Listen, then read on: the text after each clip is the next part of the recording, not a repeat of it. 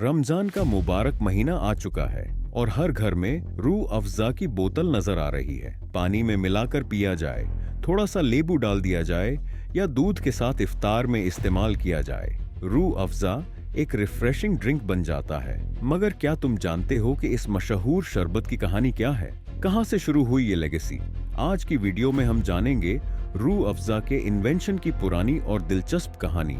यह उस दौर की बात है जब पाकिस्तान, इंडिया और बांग्लादेश एक ही मुल्क थे और इन पर ब्रिटिश हुकूमत का राज था। इसी दौर में 1906 में दिल्ली में एक मशहूर हकीम रहते थे जिनका नाम था हकीम हाफिज अब्दुल मजीद।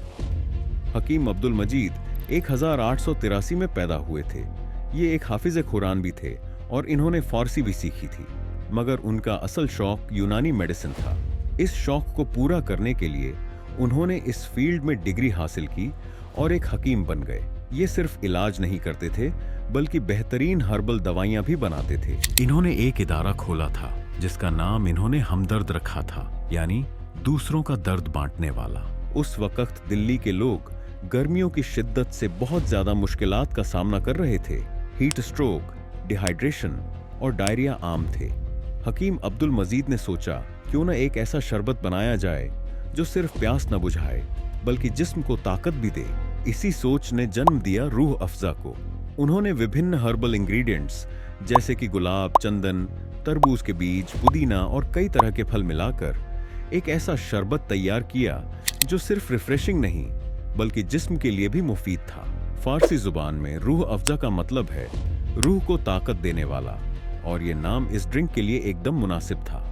जल्द ही रूह अफ़ज़ा सिर्फ दिल्ली तक महदूद नहीं रहा बल्कि दूसरे शहरों में भी मशहूर होने लगा। हकीम अब्दुल मजीद ने सोचा कि अब इसकी प्रॉपर ब्रांडिंग होनी चाहिए ताकि ये एक पहचान बन सके। लेकिन उस दौर में दिल्ली में प्रिंटिंग प्रेस इतना एडवांस नहीं था। इस वजह से उन्हें मुंबई जाना पड़ा, जहां उन्होंने रूह अफ़ज़ा का लोगो बनवाया। मुंबई के प्रिंटर्स का काम और कलर कॉन्ट्रास्ट बेहतरीन था, जो रूह अफ़ज़ा की ब्रांडिंग में मददगार साबित हुआ। अगले 10 साल में रूह अफ़ज़ा लोगों का पसंदीदा ड्रिंक बन चुका था। हर कोई इसकी ताजगी और यूनिक टेस्ट को पसंद कर रहा था। 1922 में सिर्फ 39 साल की उम्र में हकीम अब्दुल मजीद का इंतकाल हो गया। उनके बाद उनकी बीवी राबिया बेगम ने हमदर्द का काम संभाल लिया। उन्होंने हमदर्द को सिर्फ एक बिजनेस नहीं, एक चैरिटेबल ट्रस्ट बना दिया और यह फैसला किया कि इसके प्रॉफिट्स का एक बड़ा हिस्सा गरीब और जरूरतमंद लोगों की मदद के लिए खर्च किया जाएगा। इस वक्त तक रूह अफ़ज़ा छोटी छोटी किचन्स में बनाया जाता था, मगर 1940 में दिल्ली के दरियागंज इलाके में एक प्रॉपर रूह अफ़ज़ा फैक्ट्री भी एस्टैब्लिश की गई, क्योंकि इसकी डिमांड दिन ब दिन बढ़ रही थी। हकीम अब्दुल मजीद के 2 बेटे थे, हकीम मोहम्मद सईद और हकीम अब्दुल हमीद। 1947 में जब पार्टीशन हुआ तो हकीम मोहम्मद सईद पाकिस्तान चले गए, जबकि हकीम अब्दुल हमीद इंडिया में ही रहे। हकीम मोहम्मद सईद ने पाकिस्तान आकर कराची के आराम बाग इलाके में एक क्लिनिक खोला जिसे तिब-ए-यूनानी कहा गया, जो आज हमदर्द पाकिस्तान के नाम से जाना जाता है।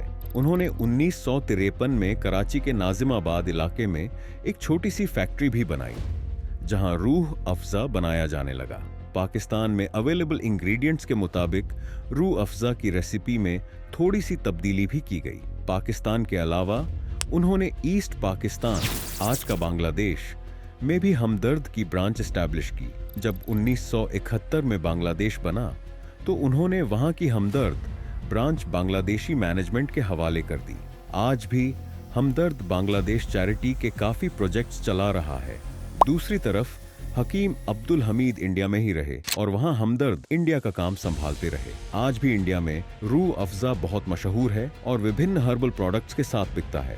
आज रूह अफ़ज़ा सिर्फ एक शरबत नहीं बल्कि एक लेगेसी है जो पाकिस्तान, इंडिया और बांग्लादेश में एक तरह की पहचान बन चुकी है। ये एक सॉफ्ट ड्रिंक नहीं बल्कि एक हर्बल ड्रिंक है।